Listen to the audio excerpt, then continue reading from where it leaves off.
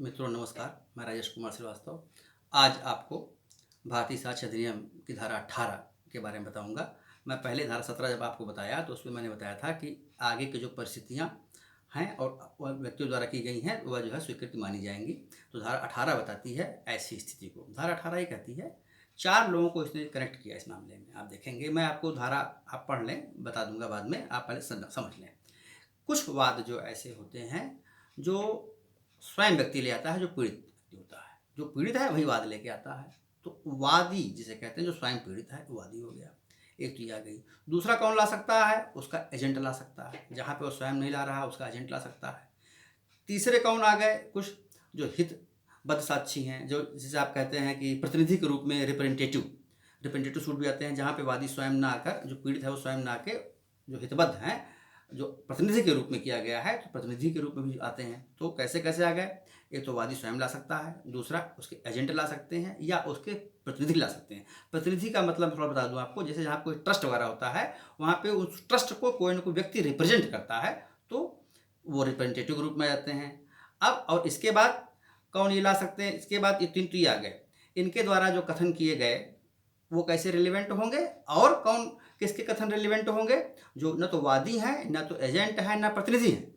न तो सूट ले आए, न एजेंट के द्वारा आया, न प्रतिनिधि के द्वारा आया। वो ऐसे व्यक्तियों के कथन भी रिलेवेंट हो जाएंगे जो विवादक या सुसंगत तथ्यों की ओर कोई अनुमान इंगित करा दें, जो ऐसे व्यक्ति हैं जिनका उस संपत्ति पर कोई संपत्ति से संबंधित हक या उसके मूल्य से संबंधित हक अगर कहीं है और उनके व्यक्ति द्वारा किया गया कथन है, तो वह भी जो है ये स्वीकृत की परिभाषा में कवर होगा। और कौन किसका आ जाएगा? ये ऐसे व्यक्ति जिनसे जिन लोगों ने वाद दाखिल किया, चाहे वो वादी हो, चाहे वो एजेंट हो, चाहे वो प्रतिनिधि हो, जिनसे उस जो मामले में विवाद है, जो मामले में विवादित चाहे वस्तु हो, चाहे जो कुछ भी संपत्ति हो या ट्रांजैक्शन हो किसी प्रकार का, तो वह हित उन्होंने जिस व्यक्ति से प्राप्त किया, जो संपत्ति विवाद की है या जो हित विवाद का है, वह जिस व्यक्ति से वो प्राप्त करते हैं, उनके व्यक्ति द्वारा जो कथन किए गए हैं वह भी जो है स्वीकृत की परिभाषा में आ जाएंगे। अब शर्तें क्या हैं? ये तो आ गई, आप देख लिया कि वादी स्वयं, उसका एजेंट, उसके प्रतिनिधि जो कि पार्टी ग्रुप में आ गए, या ऐसे व्यक्ति जो पक्षकार नहीं है लेकिन कैसे हैं कि उनका हित उस संपत्ति में कहीं ना कहीं से इन्वॉल्व है, चाहे वो प्लेंटिफ या डिफेंडेंट ना हो।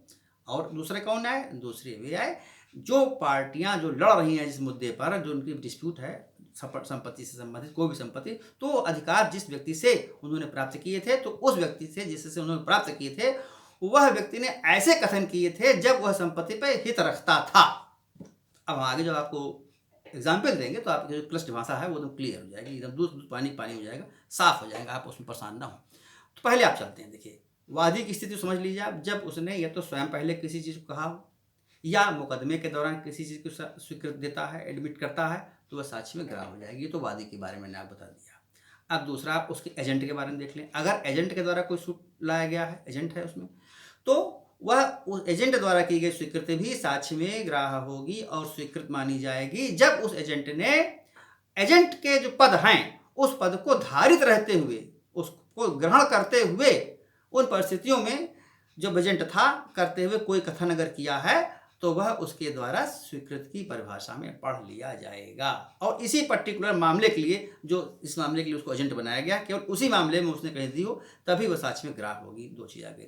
प्रतिनिधि में भी वो यही चीज़ कहते हैं। प्रतिनिधि और एजेंट का लगभग सेम चलता है। प्रतिनिधि का क्या है कि जब उसकी ऐसी हैसियत रही हो और ऐसे परिस्थितियों में रहते हुए जिस हैसियत के अंदर उसको प्रतिनिधि बनाया गया, जिस कार्य के लिए उसको प्राधिकृत किया गया, उसी कार्य में उसके द्वारा किए गए स्वीकृति साक्ष्य में ग्राह्य होंगी। इंपॉर्टेंट क्या हो गया? उसकी वही हैसियत होनी चाहिए। उसका जैसे एजेंट है तो उसको उस एजेंट को उसको स्वीकृत तो करने के लिए अथराइज किया गया हो कि हाँ आप इस संबंध में कुछ कह सकते हैं, तभी वह उसके द्वारा किए गए कथन स्वीकृत की परिभाषा में आएंगे, अदरवाइज वो नहीं आएंगे। दो चीज क्लियर हो गई। अब एक चीज आप मैं बता दूं जहां संपत्ति से संबंधित है। जैसे मान लीजिए, थोड़ी देर बताते हैं आपको, जैसे कि कोई एक संपत्ति है, जैसे ए के द्वारा कोई माल बी को भेजा गया और जो बीच में आया वो सी था। ए ने माल भेजा, सी के माध्यम से पहुंचना था बी के पास। ए के का माल था, ए ने भेजा, बी के पास मीडिएटर कौन था? सी, यानी सी के माध्यम से जाना था। अब बी ने क्या किया? बी ने सी के ऊपर प्रश्न दाखिल किया कि भाई आपको जो माल मेरा लेके आना था, जो ए ने भेजा था, और आपको मेरे पास लेके आना था, वह माल सही स्थिति मेरे पास नहीं आया।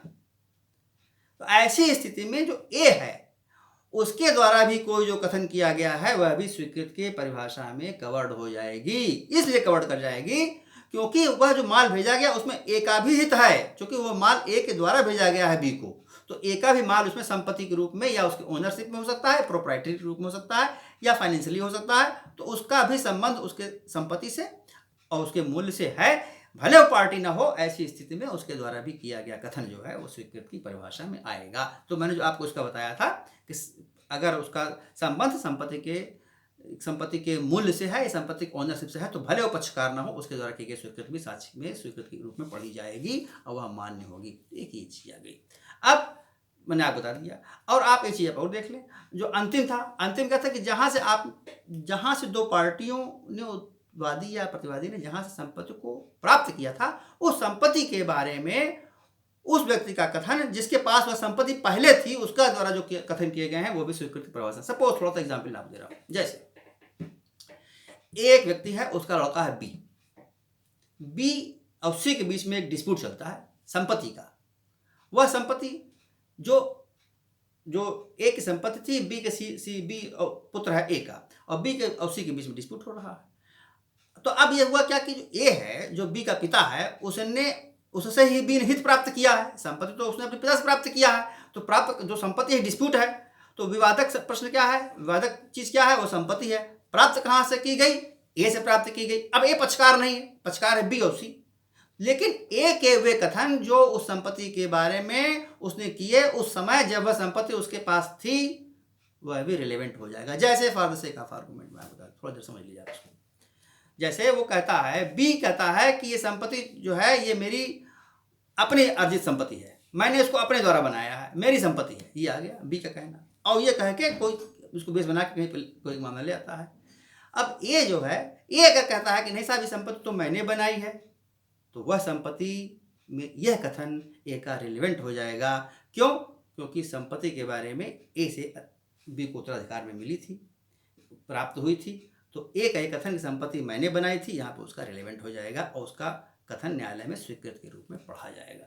इस धारा का सिर्फ इतना सा मतलब है। एक चीज और आपको बता दें कि मौन, कभी कभी प्रश्न ये आता है कि क्या मौन को स्वीकृत पढ़ेंगे, एक क्वेश्चन आता है। तो मौन को स्वीकृत पढ़ा भी जा सकता है और नहीं भी पढ़ा जा सकता है, इसको आप समझिए थोड़ा सा। क्यों? कभी कभी कोर्ट पार्टी कहती है कि अभी किस पे उत्तर नहीं दे रहे हैं, इसका मौन है तो मौन को स्वीकृत रूप पढ़ा जा सकता है। हाँ, मौन को पढ़ा जा सकता है, नहीं पढ़ा जा सकता। कभी कभी क्या होता है कि कुछ ऐसे ही पक्षकार होते हैं जो निर्दोष होते हैं, लेकिन वो अपनी सफाई नहीं देना चाहते कि हम क्या सफाई दें, सफाई देने से क्या मतलब है, शांत ही रहो। तो न्यायालय इस चीज़ को देखेगी, कहीं ऐसा को तो कोई फैक्टर नहीं है। वो कैसे देखेगी? वो सर्कमस्टांसेस देखेगी कि ये व्यक्ति मौन क्यों रहा। इसलिए मौन रहा कि वह उसको एडमिट कर रहा था, वो जानते हुए मौन था, डर रहा था इसलिए मौन था, या इसलिए मौन था कि उसका जवाब नहीं देना चाहता था। तो दोनों चीज़ें हैं। इन चीज़ों की उसका टेस्ट है। जब आप सामने क्वेश्चन खड़ा हो जाए कि साहब ये मौन है, तो इसको स्वीकृत माना जाए कि ना माना जाए, तो उसकी कसौटी क्या है मैं आपको बता रहा हूँ। कसौटी देखिए, किसी भी मामले में आप जब देखते हैं तो उसकी कसौटी जोड़ देखिए। कसौटी जिसे अंग्रेजी में टेस्ट कहते हैं, उसका मापदंड क्या है, उसका पैमाना क्या है, कैसे आप उसको निष्कर्ष निकालेंगे। तो जब आप सामने क्वेश्चन खड़ा हो जाए कि साहब ये मौन है, तो उसको कैसे माने, हम क्या माने। तो ऐसा ना कहिए सीधे सीधा आर्गूमेंट आपको ये नहीं होना चाहिए साहब ये मौन है इसका मतलब एडमिटेड है इनका, नहीं, ऐसा नहीं हो सकता। आप टेस्ट बताएं, देखिए साहब ये इनको जानकारी है और ये एक्टिव रूप से मौन है, इसलिए मौन है क्योंकि ये उसके बारे में जानते हैं, अगर हम बोलेंगे तो फंस जाएंगे, तब उसका स्वीकृति एडमिटेड मानी जाएगी, अदरवाइज एडमिटेड नहीं मानी जाएगी। ये मैंने आपको बताया। एक चीज और आप समझ लें कि आचरण से भी स्वीकृति हो सकती है। जैसे थोड़ी देर के लिए आपको एग्जाम्पल दे रहा हूं, एकदम क्लियर हो जाएगा आपको। जैसे प्रश्न उठा कि क्या यह स्त्री जो है इस बच्चे के पिता का नाम वास्तव में जानती थी कि नहीं जानती थी, या इसकी अवैध संतान था। ये क्वेश्चन खड़ा हो गया कि अब उसको कैसे स्वीकृति उसकी माने, उसके आचरण से भी स्वीकृति हम मान सकते हैं। कैसे? और लिखित का दस्तावेज तो कनेक्ट हो रही है कहाँ से, क्योंकि वो लिखित या मौखिक आ गया। कैसे कनेक्ट हो जाएगी बता रहा हूँ आपको। वो ऐसे कनेक्ट हो जाएगी कि वह स्त्री जो है जहाँ पे बच्चे का एडमिशन कराती है या बच्चे से संबंधित कोई कागज़ तैयार कराती है, वहाँ पे उसके पिता का नाम नहीं लिखा, कॉलम छोड़ दिया उसने। उसके पिता का नाम भी छोड़ दिया और उसके पिता का व्यवसाय भी छोड़ दिया कि कौन सा इनका पिता नाम क्या था और उनका व्यवसाय क्या था। तो यह इसका एक आचरण था और उसके रजिस्टर में लिखा हुआ था जो उसने दर्ज कराया था। तो अगर इस बात की उसका जो आगे अभी एक मैंने क्या कहा था, डिफरेंशन आपने क्या पढ़ा था? डिफरेंशन आपने पढ़ा था कि अनुमान इंगित करा दे। अनुमान एक अलग चीज है और इस्टेब्लिशमेंट एक अलग चीज है।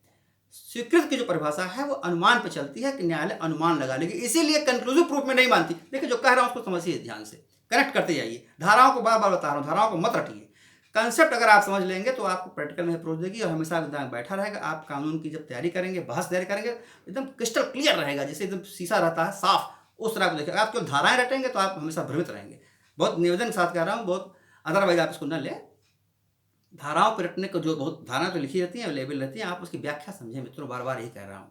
और जो मेरा अनुभव है आपको उसका मैं आपको बता रहा हूँ। तो क्या हुआ, और उसका हर एक धारा के पीछे एक ऑब्जेक्ट है। आप ऑब्जेक्ट को पकड़ के चलिए, उसके प्रिंसिपल को पकड़ के चलिए, आपसे कोई गलती नहीं होगी। अब देखें तो उसका उस रजिस्टर अनुमान इसलिए देखिए आ गया, उसकी इस्टेब्लिशमेंट नहीं है। अनुमान एक अलग चीज़ है, इस्टेब्लिश कर देना अलग चीज़ है। किसी चीज़ को आप एकदम 100% इस्टेब्लिश करने चलेंगे तो न्यायालय क्या है, न्यायालय के सामने कई चीज़ें होती हैं, तो उससे एक अनुमान लगा के फाइनल उसकी प्रोसीडिंग को फाइनल किसी चीज़ को तय करती है। तो एक महिला द्वारा अपने पुत्र के पिता के नाम का कॉलम छोड़ दिया जाना, उसके व्यवसाय को न लिखा जाना, ये साबित करता है कहीं ना कहीं से अनुमान इस ओर ले जा रहा है। अनुमान क्या था कि क्या यह बच्चा अधर्मज है, क्या यह अवैध है। अवैध है या तो छुपाना चाहती है या तो उसके बाप का नाम नहीं जानती, दोनों स्थितियों में अवैध हो जाएगा।